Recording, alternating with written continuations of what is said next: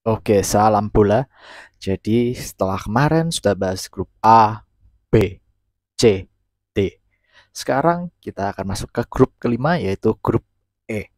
Siapa aja di grup E ini? Yang pertama ada Spanyol, terus yang kedua ada Costa Rica, yang ketiga ada Jerman, yang terakhir ada Jepang.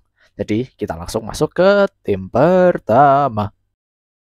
Oke, jadi tim pertama adalah Spanyol, sang juara dunia 2010 dengan saat ini berada di peringkat 6 dan pelatihnya adalah Luis Enrique dari Spanyol sendiri. Spanyol sendiri di bawah Enrique mulai kelihatan tuh bibit-bibit mudanya, bibit-bibit pemain baru lah yang ada di timnas Spanyol saat ini.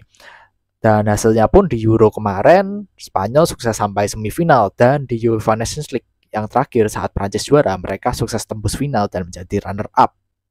Kemudian di UEFA Nations League musim terbaru pun mereka sejauh ini masih belum terkalahkan dalam 4 laga.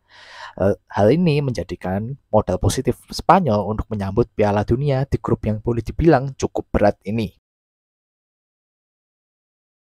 Pemain pertama adalah Sergio Busquets. Mungkin Busquets adalah pemain senior satu-satunya di era Vicente Del Bosque yang masih bertahan di starting line-up-nya Luis Enrique hingga sekarang. Kenapa? Karena Sergio Busquets ini mampu menjalankan perannya sebagai gelandang bertahan dengan sangat baik. Di sisi defensif, ia mampu membaca arah permainan lawan sehingga mampu memotong bola-bolanya lawan. Dan dia pun didukung dengan kemampuan kontrol bola serta operan yang bagus membuatnya menjadi pengatur tempo serangannya Spanyol di lini tengah. Yang kedua ada Ferran Torres. Ferran Torres ini merupakan pemain yang serba bisa ya di lini depan. Dan ia juga didukung dengan teknik yang bagus. Selain itu didukung pula dengan kecepatan, kreativitas, juga kontrol bola yang baik, sehingga menjadi ancaman buat lini pertahanannya lawan. Nah, Ferran Torres juga cukup unggul di duel udara, sehingga menjadi senjata mematikan lah buat Spanyol. Yang terakhir ada Aymeric Laporte, ya spek andalan City yang memiliki fisik yang tangguh dan unggul di duel, baik ground duels maupun aerial duels. Selain kemampuan duel itu, Aymeric Laporte juga didukung dengan kemampuan passing serta kontrol bola yang baik. Jadi dia confident dalam membawa bola sehingga ia dapat menjadi pemain yang memulai permainan dari lini pertahanan Spanyol.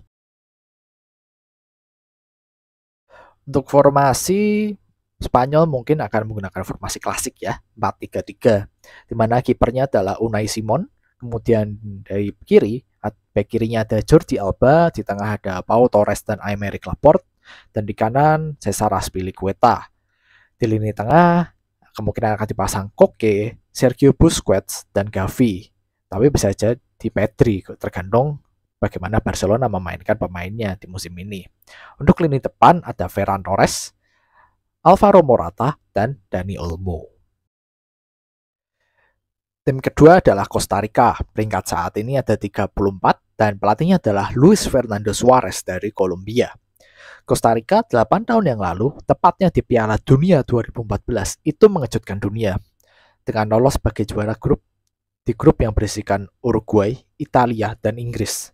8 tahun berlalu, hingga saat ini pun pemain-pemain dari era itu masih menjadi kunci di tim Costa Rica.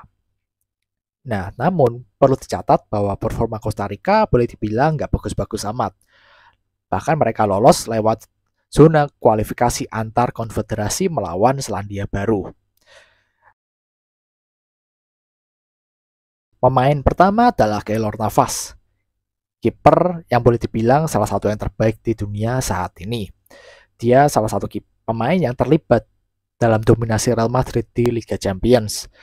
Selain itu, Keylor Navas boleh dibilang performanya sangat konsisten dan ia juga punya konsentrasi yang sangat tinggi dalam setiap pertandingannya. Yang kedua adalah Joel Campbell.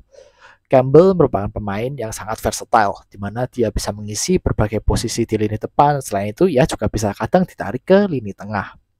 Nah, Campbell sendiri ini unggul dalam hal-hal passing, khususnya dalam memberikan umpan-umpan berbahaya ke kotak penalti lawan. Nah, sehingga keberadaan Campbell sendiri mampu memberikan ancaman tersendiri untuk lini pertahanan lawan. Yang terakhir adalah Francisco Calvo. Calvo adalah bek tengah andalan Luis Fernando Suarez. Bek satu ini unggul dalam hal intercept bola. Selain itu, ia juga unggul dalam positioning dan kontrol bola. Kelebihan positioning ini membuat Calvo mampu memberikan ancaman dalam situasi bola mati, baik saat bertahan maupun menyerang.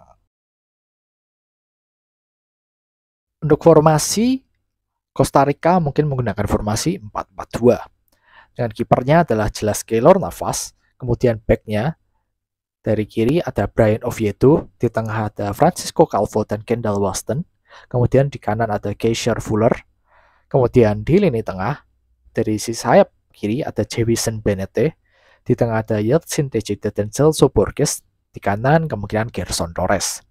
Kemudian di lini depan ada Joel Campbell dan Anthony Contreras. Tim ketiga adalah Jerman. Saat ini berada di peringkat 11 dunia dan pelatihnya adalah Hans-Dieter Flick atau Hansi Flick dari Jerman. Jerman sendiri merupakan juara dunia 2014 yang tampil mengenaskan di Piala Dunia 2018 di mana mereka tersingkir di fase grup. Nah, setelah Euro terjadi pergantian pelatih, yaitu Hansi Flick ditunjuk sebagai pelatih di mana ia merupakan pelatih terakhir yang menciptakan treble maker bersama Bayern Munchen. Hebatnya lagi, di Liga Champions rekornya adalah 100% menang. Di bawah Hansi Flick sejauh ini dari 13 laga, Jerman sangat dominan di mana mereka belum pernah kalah dalam 13 laga itu, 9 menang, 4 seri. Sehingga modal ini menjadi modal yang sangat positif untuk Jerman menyambut Piala Dunia kali ini, agar tidak mengulangi hal memalukan di Piala Dunia kemarin. Pemain pertama adalah Thomas Muller. Thomas Muller merupakan pemain yang tenang, cerdas, juga berteknik tinggi. Kecerdasan Muller tampak saat ia dapat mencari celah dan mencari waktu yang tepat untuk berlari menembus pertahanan lawan. Selain itu, di lini depan kontribusinya juga sangat luar biasa. Ia sering memberikan umpan kunci, assist, memberikan gol ataupun membuka ruang untuk rekan-rekannya. Thomas Muller pun memiliki stamina yang luar biasa. Yang kedua ada Joshua Kimmich. Joshua Kimmich secara defensif, ia selalu agresif dalam merebut bola. Secara ofensif, ia pandai mencari celah, juga dalam memberikan passing-passing yang akurat, membuat Kimmich menjadi pemain yang sangat versatile di lini tengah. Yang terakhir, ada Thilo Kehrer, nama yang agak mengejutkan, tapi boleh dibilang ia sangat versatile, bisa ditaruh di tengah, kiri, ataupun kanan, tergantung kebutuhan pelatih. Ia pun tampil sangat banyak di bawah Flick, di mana dari 13 laga ia tampil 11 kali, di mana 6 kali sebagai bek tengah, 4 sebagai bek kiri, dan 1 kali di bek kanan. Kehrer pun punya kemampuan kontrol bola dan passing yang baik. Untuk formasi, Jerman mungkin menggunakan formasi 4-2-3-1. Kipernya adalah Manuel Neuer, kemudian di kiri ada David Raum, kemudian di tengah ada Antonio Rudiger dan Niklas Süle, kemudian di kanan kemungkinan ada Thilo Kehrer, karena kayaknya nggak ada bek kanan murni ya di Jerman. Kemudian 2 di depan bek ada Joshua Kimmich dan Ilkay Gundogan, kemudian 3 di belakang striker yaitu Leroy Sané, Thomas Muller, dan Kai Havertz. Kemudian sebagai striker tunggal kemungkinan besar adalah Timo Werner. Tim terakhir adalah tim asal Asia, yaitu Jepang. Saat ini berada di peringkat 24 dunia, dan pelatihnya adalah Hajime Moriyasu dari Jepang sendiri. Jepang merupakan runner-up Piala Asia. Selain itu, di Piala Dunia edisi terakhir, mereka cukup memberikan performa yang impresif. Bahkan saat tersingkir, mereka memberikan perlawanan yang sangat ketat untuk Belgia. Di kualifikasi Piala Dunia pun penampilannya cukup bagus, di mana mereka berakhir sebagai runner-up dan hanya berselisih 1 angka dari pemuncak grup, yaitu Arab Saudi. Jepang pun melakukan turnamen pemanasan seperti Kirin Cup dan Kirin Challenge, dan hal ini bisa menjadi modal bagi Jepang untuk mengarungi Piala Dunia kali ini. Pemain pertama adalah Takumi Minamino. Minamino merupakan pemain depan yang cukup top karena bisa mengisi berbagai pos di lini depan. Takumi Minamino sendiri merupakan pemain yang dapat mencari celah, membuka ruang, memberi assist, dan mencetak gol. Minamino sendiri juga tidak jarang untuk terlibat dalam pertahanan. Nah, selain itu juga Minamino merupakan pemain dengan kontribusi gol tertinggi di bawah Moriyasu dengan 17 gol dan 10 assist.